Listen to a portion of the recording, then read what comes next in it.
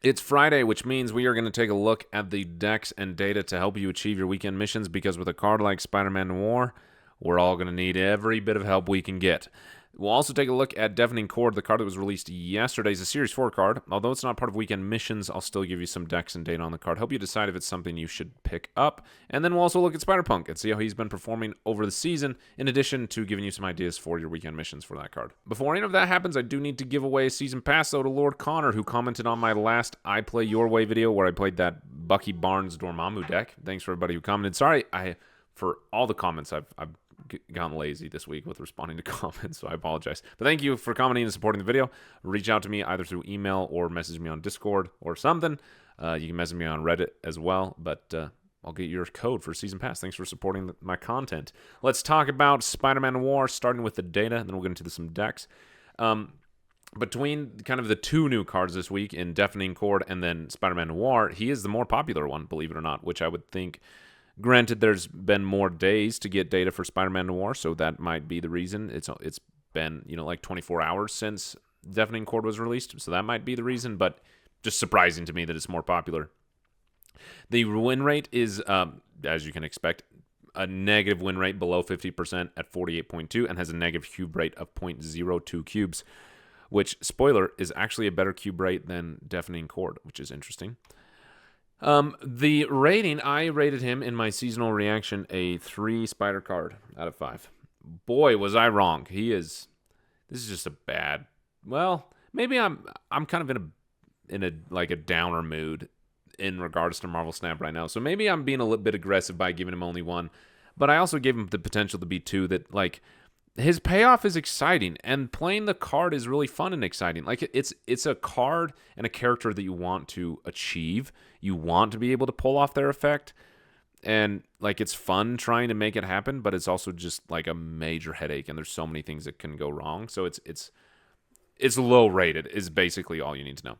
And people agree, most people voted out of the 494 votes we got on this poll that they have not picked up the card yet, or if they did, they just say that it's bad, right?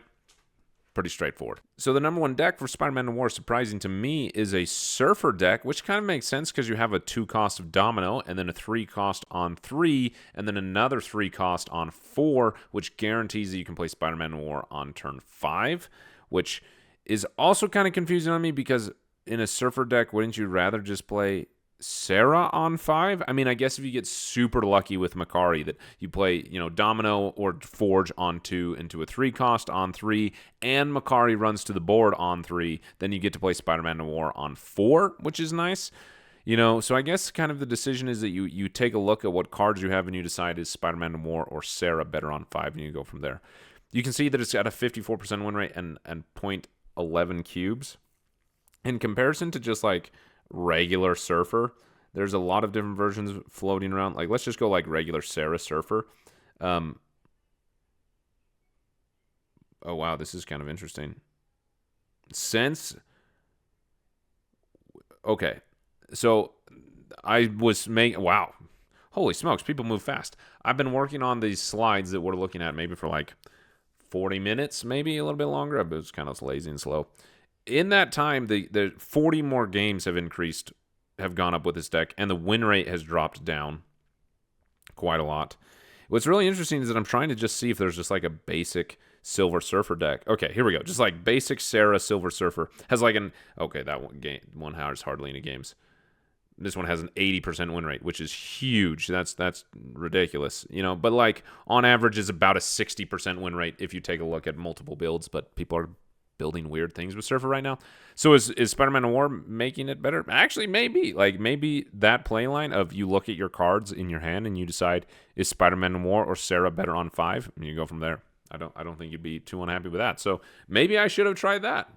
Pretty good build. The next best performing one is a Zoo deck, which, is like just barely over that 50% win rate at 50.4.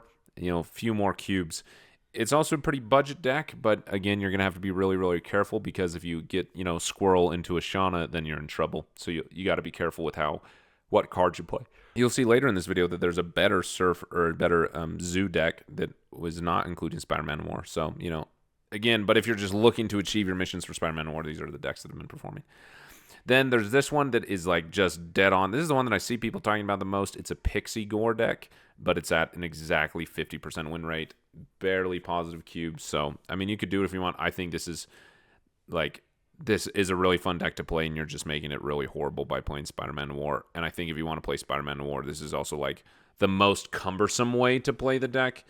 It's just like not intuitive to play it this way. You're really forcing him in here. Like he's kind of working 50% of the time, but it's very forced. Where like these or the bounce deck that I was playing, like the way that your cards naturally end up on the board is that by turn 5, naturally you usually have about 8 costs on the board. And so,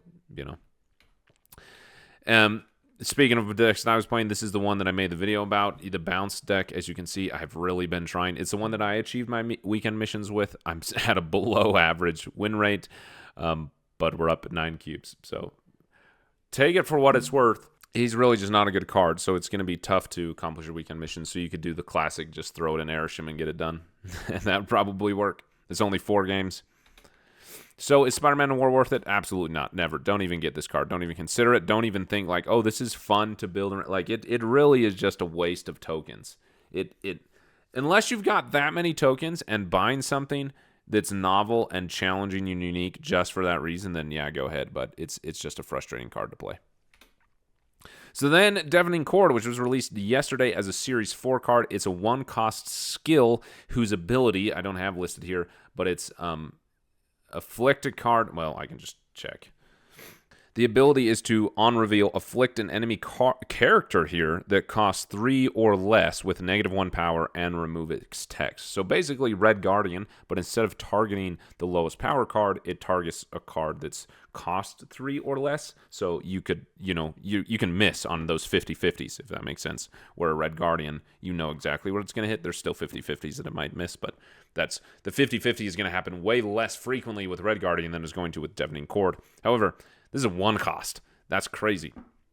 Its popularity is at 1.9%, and that's a below 50% win rate at 49.8%, and a negative cube rate, 0.05 cubes. And, that's probably because it's a new card. People are experimenting with it, that, whatever. My rating of the card is that it's probably a card that everybody should get. I gave it 4 spiders, and I think, that's what I would still give it now, and the potential I don't think is going to change. Like, I think it's a strong card. I don't think that they need to do anything to make it stronger, and I also don't think they're going to do anything to make it worse. It's like, I'm annoyed by the card. I'm frustrated by it. It's unfun to play against, and it's like, great. Red Guardian was already annoying to play against, and now we have 2 Red Guardians we have to worry about, and one of them's a 1 cost. Like, that can just shut you down so quickly. Like, you really... Like, it's turn 1, 2, and 3 retreats now that can be happening because your opponent can, like, the first game I played today, trying to test out Deafening Cord, I played Bishop, who I'm really been enjoying this season. Then they immediately deafened him before I even got to increase his power. So then he was just a 3-1 sitting there. So I just retreated on turn 4, and it was like, whatever. Like their ability to just shut down your game plan so quickly with Deafening Cord is definitely a bummer. But it's a strong card. So let's look at the decks, and then I can help you decide if it's worth it for your collection. This is normally where I would show you the poll, what people have voted on the card, but the poll is not scheduled to go live for like 3 more hours. So you'll see it then, and you can vote.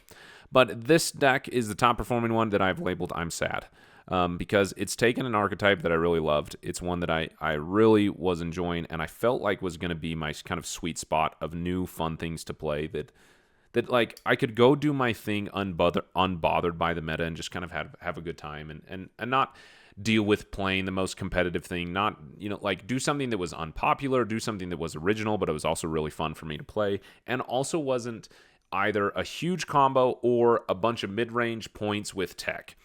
I didn't want to do either of those things, and so I really was enjoying this Hydra Stomper mass move deck with Ezekiel specifically, but just kind of that archetype in general.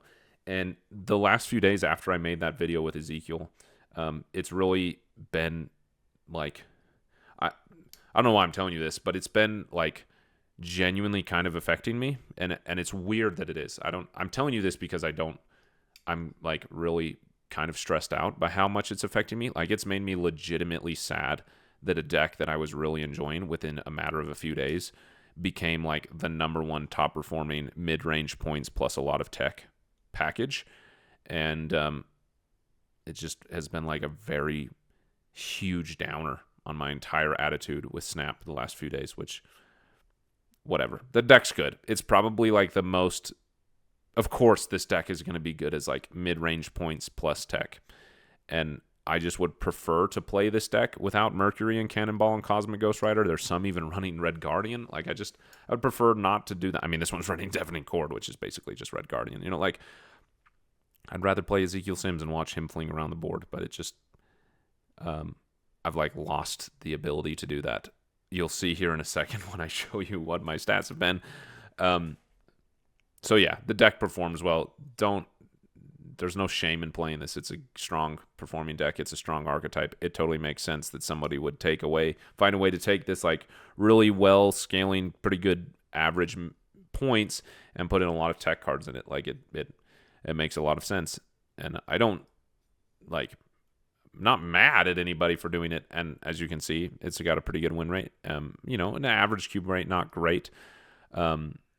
But this is a newer version with Deafening Cord. There's one that had Red Guardian before Deafening Cord was released, and those ones' stats are even better, but I forgot to include them. Yeah, it's just kind of like made me sad, like significantly, which I don't know why I'm telling you that. It's just has like legitimately been a rainy cloud over my week. And then, as I mentioned, we come back to a Zoo deck that was doing really well. This one I put as a low CL Zoo deck. I mean, Deafening Cord, Herbie, Kyera as well, and then also Shadow King are kind of more high series cards, but you could take out Kyera for a Cosmo or for an armor, and then a Herbie you could take out for, you know, another good 2 cost or another good 1 cost that you have. I'd probably put in something like a Cosmo. You could put in a Mockingbird if you had that. Like, you could just kind of a superior Spider-Man you could put in here. You could put in a Marvel Boy if you have that. You could put in why can I think of the name of the card? And it's, you know, kind of cool to get some. You could put in a. Oh no, Dazzler's already here. Never mind. Yeah, so like just a strong archetype. Great to see that someone at a lower CL is enjoying Deafening Cord. And what I will say is that if you're you're new to the game and you're at a lower CL, tech cards are devastating early on in the game to people, especially if you know how to play it. Like, people at a lower CL don't know how to anticipate tech cards well. No, that's not insulting. Like, I didn't know how to. They're new to the game, and so having a tech card like Deafening Cord could like really do amazing for you if you're like below 3,000 CL, I would imagine. And then we have the Zombies package, which has been the other rain cloud in my life lately, which, should I let the game affect me as much as it is? Probably not. Should I do something about that? Absolutely. I'm trying to. But it's been very sad. It's a weird experience to like go from that's also just life, but go from like the highs of like, wow, I found this deck, I'm really enjoying it. It's the perfect combination of off meta but competent enough that I can have fun, to just like I'm just being shut down everywhere. And on top of that, what I was enjoying was turned into like a tech deck. And why am I telling you this? And you're not here. You're here to see what decks you could play to accomplish your weekend missions and to know if you should get the card. Yeah, of course, this one is very focused on like skills and 1 cost because it has Walking Taurus. There's a better version of Zombies out there that exists with like Kitty Pryde, that type of deck. And, you know, it makes a lot of sense that Zombies would kind of be the number 1 spot that people would put in something like Deafening Cord. Like, Zombies is also that other option of like mid-range strong points that also can afford to run kind of lower cost tech to deal with everything else. And then it's going to have ginormous Giant Man. Like, can we get a buff to Gilgamesh or something? If Zombie Giant Man can get up to 20 power, easy. 20 power is easy with Zombie Giant Man. How come Gilgamesh can't be like +2 for every card with increased power? Because he's hard to get to like 15 sometimes. You know, I buff Gilgamesh, actually. If we're going to have Zombie Giant Man getting as huge as he is, get Gilgamesh back in the game. Anyway, it makes sense. This is just the one that I pulled off as I was kind of being lazy making these slides. But any zombie deck that you want to play, Deafening Cord makes a lot of sense in. Is Deafening Cord worth it? I just put Red Guardian here in that, like I mentioned, depending on your CL and depending on what card you have, like tech cards are good. Tech cards like Red Guardian, tech cards like Deafening Chord are good. They're good to have, but is Deafening Chord better than Red Guardian? I actually don't think so. I think Red Guardian's a better card. If you have Red Guardian, do you need Deafening Chord? I don't know. Maybe you could run both. I'm sure people will. People already are, actually. But if you're trying to decide what is worth your tokens and you're trying to save your tokens, don't feel like Deafening Chord is a must-own tech card. Like if honestly, if you're deciding between getting Cosmic Ghost Rider or Deafening Chord, probably get Cosmic Ghost Rider. Like, you know, you have to manage your tokens, especially as we have other seasons coming out, and you know the release of cards never ends. Don't feel like Deafening Chord is a must-own card, though it is a really, really good one. So you kind of have to decide what is your utility. Do you have something else in place of this? If you don't have Red Guardian, you know, spending 3,000 tokens on a Series 4 card is a great idea to do for Deafening Chord. So yes, it is a card that is worth having, but it isn't a must-own busted card. You have to decide if it's worth your investment, but it will reward you for spending your tokens on it, I guess is the best way I can say it.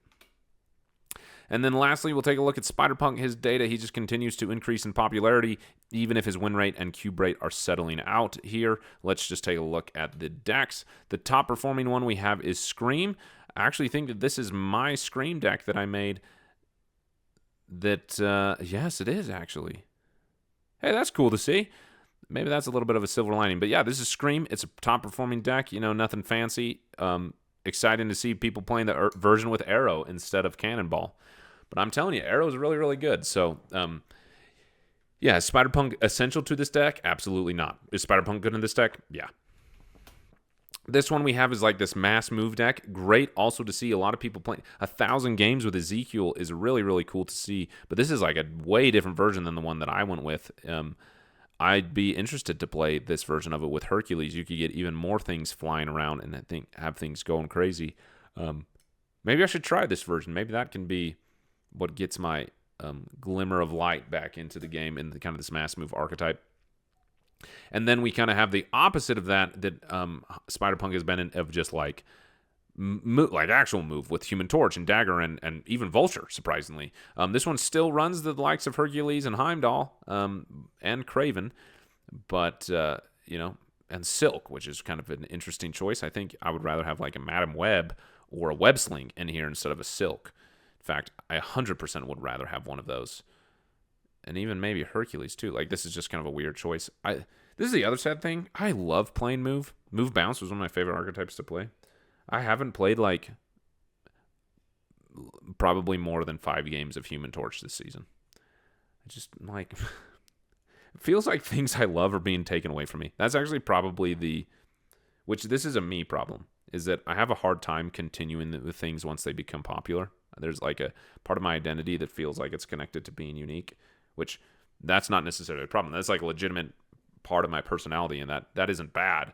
But it becomes a problem when it affects me emotionally, when I feel like things that I enjoy are being taken away from me by them becoming popular or feeling different than what they were when I loved them. Like, I would love to come back to playing Human Torch, but I don't know. Why am I not? Anyway, this has been like an extreme downer of a video. I apologize. It's been kind of a long week for me.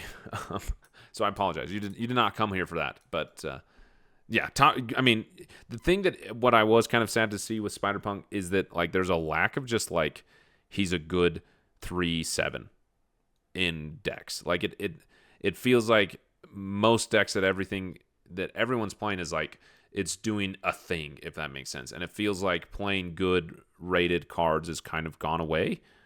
That like all of them are very like, this is a move deck, this is a surfer deck, this is like, they all feel very specific, and there's not a lot of like, hey, we're just playing like good cards compared to their cost. I don't know. And then we have Red Wing, which is a lot of fun. I love seeing the resurgence of Red Wing. Shout out to Resident Monster in my Discord, who was like probably single-handedly increased the play rate of Red Wing himself in that like first week of the season. Yeah, Red Wing is a really fun archetype. This is a fun archetype to play. It's one that I really, really enjoy playing, and it's great to see it also performing really strong. This is where I would normally share what decks I was playing with Spider-Punk, but my win rate for the last 7 days has been atrocious. I'm down 148 cubes. It's really, really bad. And if I filter it just to Spider-Punk, because I've been trying to like do unique things similar to what I just described, the win rate gets even worse at 43%. Even more cubes lost. Higher negative cube rate at negative 67 cubes for that amount of games. So I don't have anything to share, because anything I have to share is just going to cause you to lose games. So I apologize if you've been looking for me for guidance, and my guidance has been very bad, because I've been losing a lot over the last 7 days. But that is all. So yeah, thanks for being here. Thanks for watching my videos. That does mean a lot. I love making videos, and I love engaging with you in the comments. So even if I apologize that I've been a bit of a downer. It's been a pretty stressful week for me for a lot of reasons. But also, like, this is I'm just saying this because it's real. The game has been highly stressful for me, because it feels like particularly that element of something that I found that I loved was taken from me is like been a very disorienting feeling to have in regards to trying to engage in Marvel Snap, which I love doing. So thanks for being the silver lining as me dealing with whatever that is.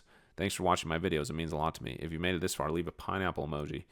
And I'll see you in the comments. Thanks for watching. It really, today especially, means a lot to me.